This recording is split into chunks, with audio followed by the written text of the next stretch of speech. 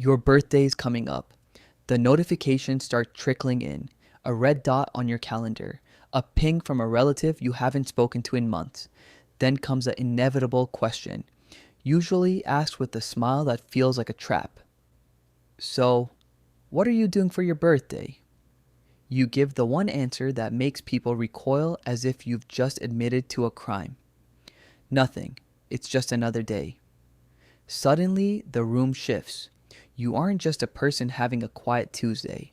You are a puzzle to be solved. They look at you with that tilted head expression, the universal sign for pity.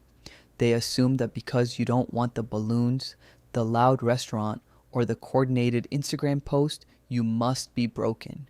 They equate a lack of celebration with a presence of depression. But what if they're wrong? What if your choice to skip the cake isn't a cry for help, but a complex psychological response to the way we measure time, worth, and connection? Stay with me, because we're about to deconstruct the birthday myth and look at 5 specific psychological profiles that explain exactly why you feel the way you do. By the end of this, you won't just understand your choice, you'll be able to defend it. Let's start with a group that often suffers in silence. They don't skip birthdays because they hate them.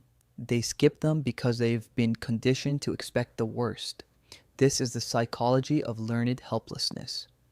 In 1967, a psychologist named Martin Seligman conducted a series of famous and somewhat controversial experiments. He discovered that when a living being experiences a negative event repeatedly and feels they have no power to change it, they eventually stop trying altogether. They learn to be helpless. Their brain adapts to protect them from the pain of trying and failing. For many, birthdays are expectation machines.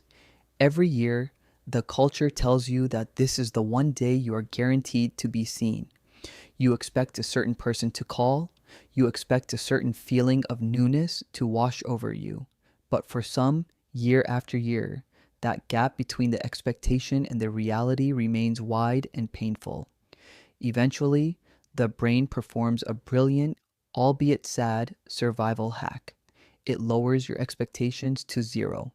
It's a mathematical protection. Disappointment equals expectation minus reality. If you set your expectation to zero, the equation can never result in a negative number. When you say it's just another day, it isn't apathy. It's emotional scar tissue.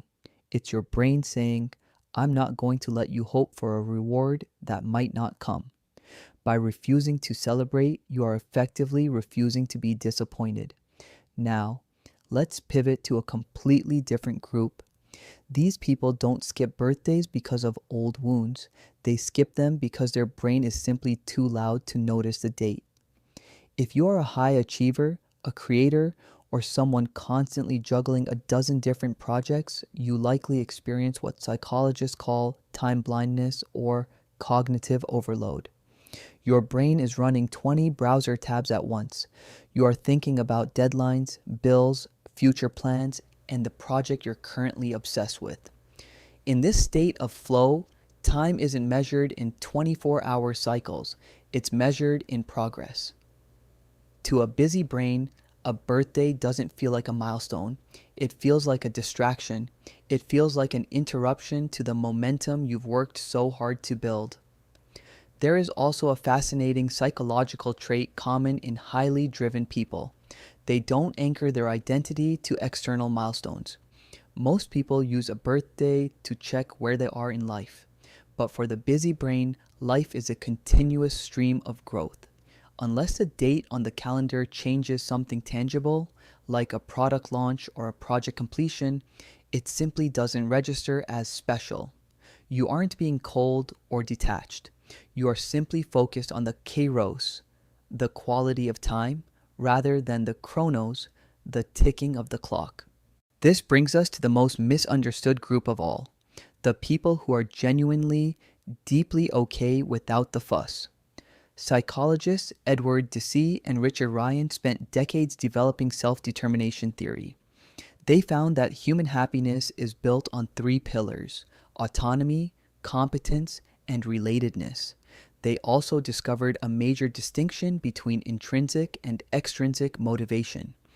Most birthday celebrations are built on extrinsic validation. You feel special because others are singing to you.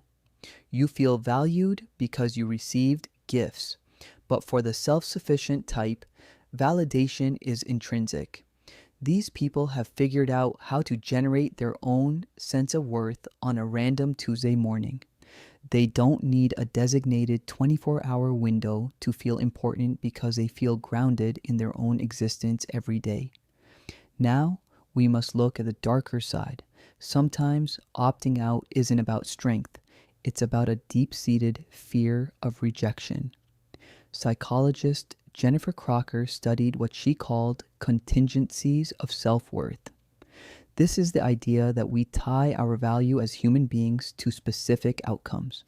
Some people tie their worth to their grades, their career, or, most dangerously, how others respond to them. For someone with high rejection sensitivity, a birthday is a high-stakes emotional gamble. If the party is a success, if the happy birthday posts flood in, they feel worthy of love. But if the phone stays quiet, it confirms their deepest, darkest fear that they don't actually matter. To avoid the possibility of that loss, they simply don't play the game. They opt out of the celebration to protect their ego. By saying, "I don't want to party," they are ensuring that if no one shows up, they can say it was their choice all along. It's a defense mechanism. It's the vulnerability shield. If you find yourself feeling anxious as your birthday approaches, not because you are busy, but because you're worried about how much people will or won't care, you might be using the "it's just another day" excuse as a suit of armor. When you tell people you don't need a party, it makes them uncomfortable because it challenges their own dependence on external validation. They think, if I don't need a birthday to feel special, then what have I been chasing all this time? Your self-sufficiency acts as a mirror, reflecting their own insecurities back at them. You don't reject the birthday, you just don't rely on it for your survival. The final layer is something most people have never heard of: the anniversary effect. Our brains are masters of pattern recognition. We don't just remember facts, we remember states of being. A specific smell can bring back a childhood memory. A specific song can bring back a heartbreak. And a specific date can trigger a physiological bracing in the nervous system. In his groundbreaking work, The Body Keeps a Score, Dr. Bessel van der Kolk explains how our bodies store trauma and emotional stress in our tissues and nervous systems. If you had a lonely birthday at age 7 or a particularly painful breakup on your birthday at age 20, your body remembers that date. Even if your mind thinks you've moved on, as that date approaches, your nervous system begins to prepare for an impact.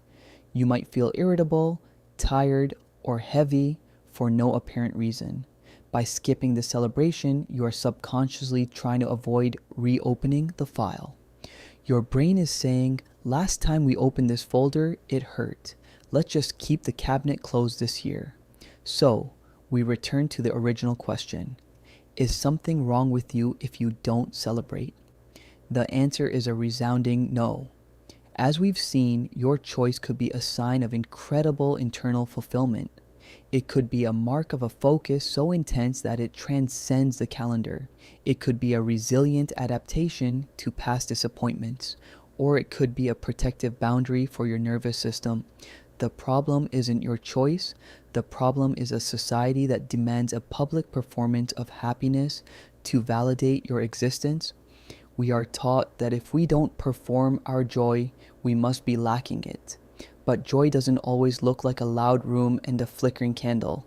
Sometimes joy looks like a quiet night with a book. Sometimes it looks like a long walk alone.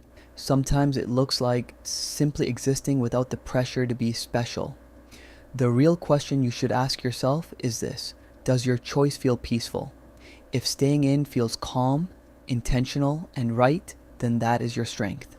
If it feels heavy, secretly painful, or like you're hiding, then it's a signal. A gentle request from your psyche to look a little closer at those old files. You don't need a party to prove you are here. You don't need a crowd to prove you matter. Some people blow out candles to be seen, some people light their own to see, and some people have realized they don't need the fire at all to know they are glowing. Whichever one you are not strange, you are not sad, and you are definitely not broken.